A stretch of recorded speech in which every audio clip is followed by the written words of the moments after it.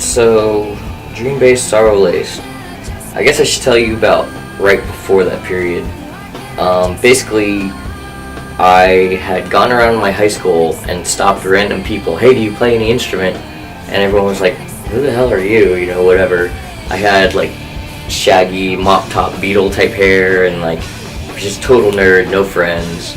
Finally, I found a couple people to play with, and you know, I didn't really go anywhere, but kind of had a nervous breakdown and shaved my head and put on some eye makeup and a priest robe and a giant inverted cross. Came to school like that, almost got my ass kicked by about 40 people, and the day after that, I met James Talambis, who was the bassist on Dream-Based. He was like, hey, you already asked me once, but I play bass, I think we should jam. So, we get together. Only things we had in common were Marilyn Manson and Pantera. I like Smashing Pumpkins a whole lot. He liked Metallica a whole lot. But we started playing together, and eventually I moved in with him because my parents were against me practicing so much. So here I am living with James, and I put up flyers. We find a drummer named Jordan. Then my next door neighbor takes me to a concert, and I sit in between Claire Ganwa, who was the original singer, and Andrea Parikh, who was the next singer. And I was just like, you know, this nerdy kid sitting between these two hot chicks going to Freakers Ball in like '98, just like, thank you God.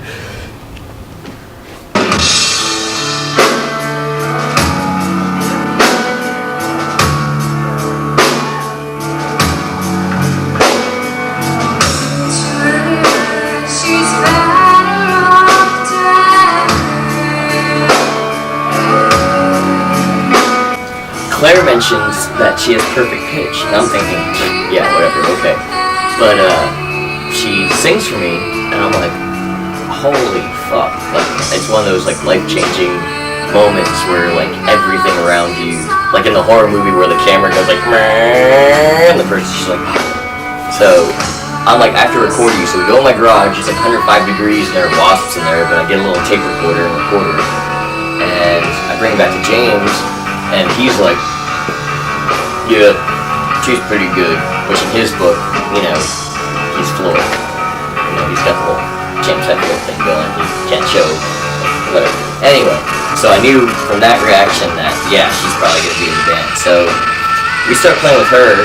Turns out she's like, both her parents are doctors, so they have this detached garage from their house, just basically like a practice space.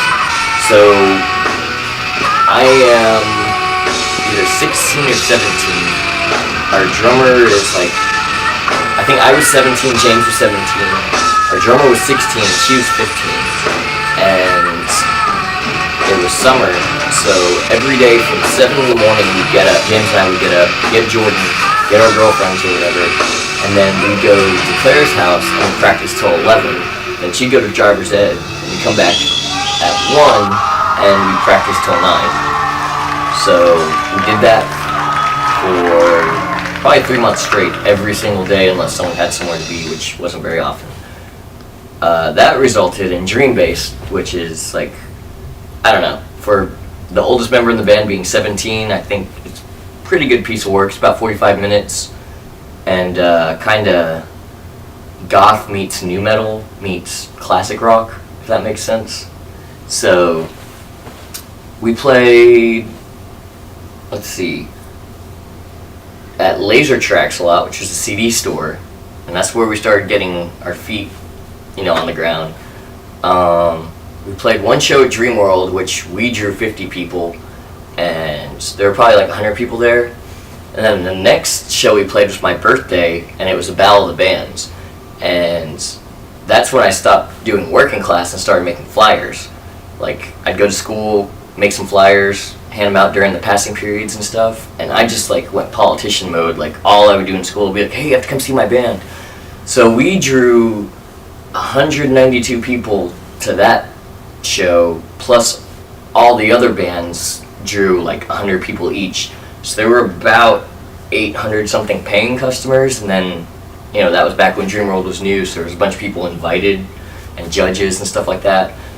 So I remember this is basically our second real show, and I look out and it looked like a picture from Ozfest or something. There's like shirtless dudes holding their girlfriends like in front of the stage, and one of the songs we opened with Allison Lives in the Clouds, which starts off all pretty, but then it gets all like da da da da, and it looked like a Korn concert. There were like 500 people all jumping at the same time. And I don't know if I still have the video, but you can see on my face, like, I almost stopped playing. I was like, oh my gosh, someone's gonna get hurt, what do I do? And I was just like, fuck it, and take my beanie off and like throw it in the crowd, and yeah, I was just like, whoa, you know, it was just like another level, and that's really when the madness began. After that show, I couldn't go to Whataburger without people knowing who I was, like in Arlington. It was really, really weird, and it actually drove me a little bit crazy. But we ended up hooking up with Dreamworld, and the owner kind of, you know, used us, but that's okay. It's, you know, you learn from it. But we ended up playing about 3 or 4 times a month there, just because we were a guaranteed draw. So we were considered like the house band there, basically.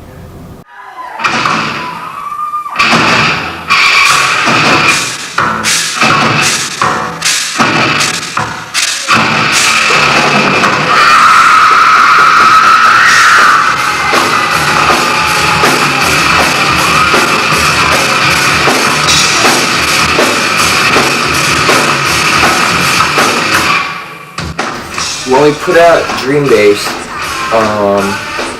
I think we were, you know, we were kind of like a little ratty band. You know, James and I lived in our practice space, so I think the main thing we got was that's not what I expected. But also, the weirdest compliment I've ever gotten is I put this album on to go to sleep. And people said it was like a journey. And like, it started one place, and if you listen to it all the way through, it took you to another place by the end of it. And I kind of contribute that to the fact that Claire, James, and I were all active writers. And I mean, we'd have 45-minute jam sessions on like one riff, which the current band doesn't do a whole lot of that. But back then it was like, you know, we were really into the whole like Doors vibe. We turn off the lights, light some candles, and just like, you know, go with it. So I don't know. If you mix that with metal, that was basically where we were at. It starts off with a track called "To My Dear and Noble Maker," which I don't know. The guitar almost sounds like folky, and that's just basically about.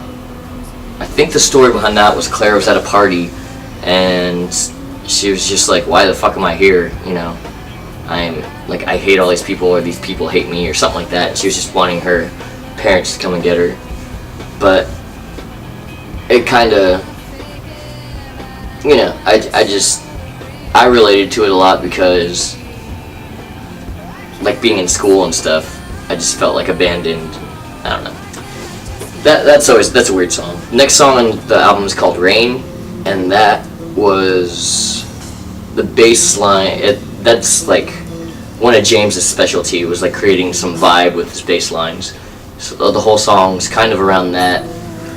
And Claire is the only person I've met who wrote lyrics as dark as I do, but still like relatable, I guess. She was always telling me like, oh, I hate you because your songs, you know, people can relate to, and blah blah, and mine are so like evil and dark. But you know, that was just her, like, you know, nothing was a 2 or a 3, everything was pushed to 10. So I think half the songs about like slitting wrists, and then the other half of the songs about like, God killing us, and like, I don't know, it's weird. But obviously it's not supposed to be taken literally. There's an interesting part in the middle where it sounds like a robot attack. There's like a siren going off, which is actually my guitar, and then a bunch of keyboard stuff, and it goes from the sort of trippy thing to like full on rock at the end, and there's kind of we're the kind of band, as soon as you get used to what we're doing, it's time to change it. So next song on the album is the most evil song I've ever written. It's called God's Joke, and I just was listening to a lot of Antichrist Superstar at the time, and just very pissed off about still being alive, and was just like, you know what, fuck this, fuck everything, I hate everything. So it probably the most shocking line I've ever written. God is good, God is great, God made everything, God made rape, God made Satan, God made hate, God made me, so he I hate. And that's one of those lines that when people hear it, sometimes they're like, did I hear that right? Or they're just like, what? But I haven't really gotten any flack for it, which surprises me. Everyone, even like the Christian people I know, are like, dude, that's so over the top, and like, oh, you gotta play that song for me. And I'm just like, okay, whatever. The next song on that album is probably in my top 10 I've ever written. It's a really good example of how James and I work together. It's called Lace, and a friend of ours, Sarah Stanzioni, who sang for a week or two in the band, she wrote it about a friend of hers who OD'd, so it's actually an anti-drug song. See how well that works. But I wrote the verses and James wrote the choruses, so the verses are kind of spacey and the choruses are kind of like rockin' and just like more mainstream, I guess. We balanced each other out in that regard, and he'd come up with an idea that like, oh, I like this band and it sounds like this, and I would tweak it so that it wouldn't, if that makes sense. And that was sort of our relationship. So but yeah, it's one of the prettier songs we have. And then after that is it's a long album. After that is a song called Chernobyl. I borrowed an acoustic guitar, and it was the first time I'd ever played acoustic. That was just basically how I felt at the time. Just like I was drowning, and anyone asked for help would basically laugh in my face. Pretty self-explanatory. After that is Liar. That one, another girl who sang with us for a couple weeks, Deidre, she wrote the lyrics to that, and we sort of wrote that the same way we did with Lace. Like, James wrote the choruses, I wrote the verses. It's probably like, at the time that was closest to like punk rock we got. Kind of like Susie and the Banshees or something. One of the few albums that has a genuine guitar solo in it. So someone told me that it was typical God's Joke for an album with like no guitar solos to throw in a song with a guitar solo. I don't know. You figure it out. Let's see. Going blank on what the rest of the songs. Oh, there's a song called Enter the Mind, which I absolutely hate. It's 100% James Columbus, which James is one of the most talented writers and players I've ever met, and that's obvious because he's recording people now, and he's, I think, toured with a couple bands and stuff. He definitely has more natural talent than I do. I'm just more pig-headed, and I refuse to like let things get in my way. But asshole, if you will. But to me, like it sounded a lot better when it was just, you would play these bass solos at shows, like we did like the Zeppelin thing where everyone sort of had it was like the circus coming to town, like first act this, second act James on bass, third act Claire on piano, and I think that was part of the appeal.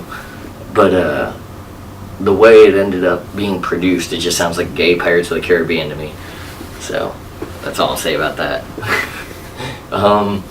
Claire has a song on the album called Car Wreck, which is her and a piano, and I think she could have been something special if she really wanted to, but she had the means to live a life, so I think she chose life over music. But I mean, that's her on piano, and that's her singing, and then she doubled harmonies on top of it, and it's one of those songs that you just sit there and listen to, and you're just like, damn, when it's over. So I'm very happy to have worked with her for a little bit. And there's a song called Dove, which I sang back up on the album. We recorded it like the Beatles did, much to River Tennell, the engineer's dismay, because we just had mics set up everywhere, and I wanted to do it live, and like we'd only rehearsed it a few times, so there's some really bad notes in there, like on my part, and the guitar, like I'll speed up or like play the wrong note and slide into it, but I think that's kind of its appeal. You can tell it's just two people in a room with mics around them, and that's one of the songs I'm always surprised people like, but almost everyone who hears it is like, oh, I really like that song, so I guess we should play it more.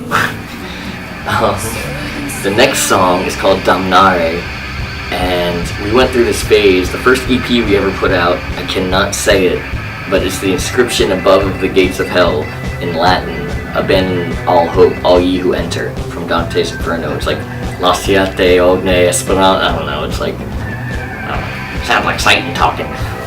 But, you know, so we were young, dumb, and, you know, thought we were changing the world, so... this song on the album doesn't have Jordan on drums. It has this guy Sam Shank, because I forget, there's some issues with the amount of times he played a verse or something. I don't know. There's something weird about his recording, so they're like that and God's Joke, Sam Shank are on instead. I forget why, but he was in the band for a very short time. But Damnare, that's probably the longest song on the album and has like the most parts to it. I don't know. Basically, the best part of that song is Claire's lines, like living, dying, screaming, and crying. It's all the same in our eyes.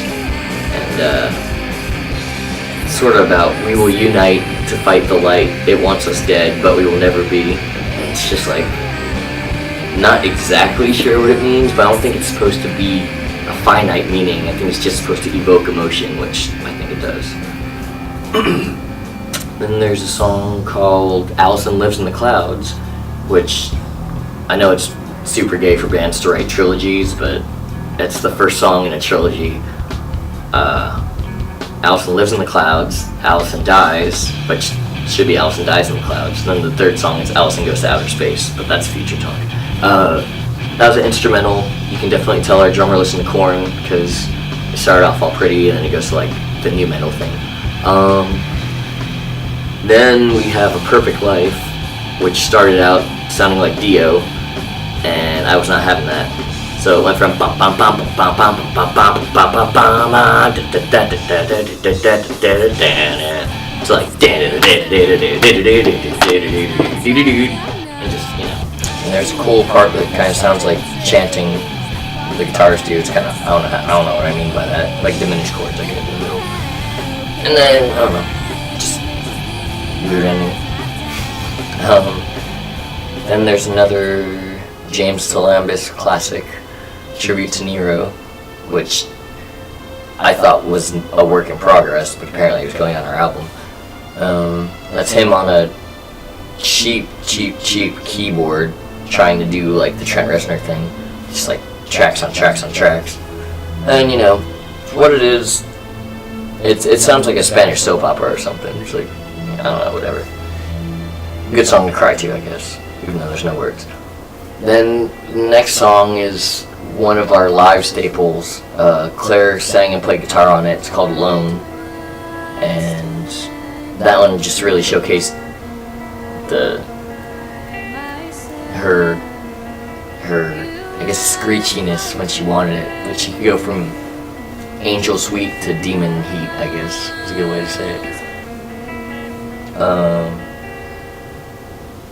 If you knew her, personally, I think that song, because I knew her, when I hear that song sometimes I just like hold my breath, because like, yeah, I don't know, just something about you can tell she meant every single word of that, if that makes sense. Then there's a little industrial noise jam thingy that River and I did in the studio, and then the ice cream song, which that's probably what started this whole thing, because we were trying out drummers, and there's this girl Stacy on drums, and we recorded it onto a cassette tape, and somehow that cassette tape made it like all the way around Martin High School, and we were drawing shirts, because like we didn't know how anything worked. We were freaking, I was like an over-sheltered, overprotected kid, and James was like just this fuck you guy, whatever. So we're hand drawing shirts with a laundry marker, like baseball tees.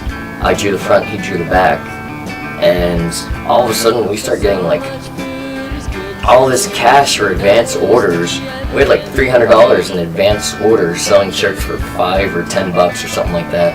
And it was like, dude, we cannot keep up with this demand. So it was just like that one cassette tape like started everything, I guess.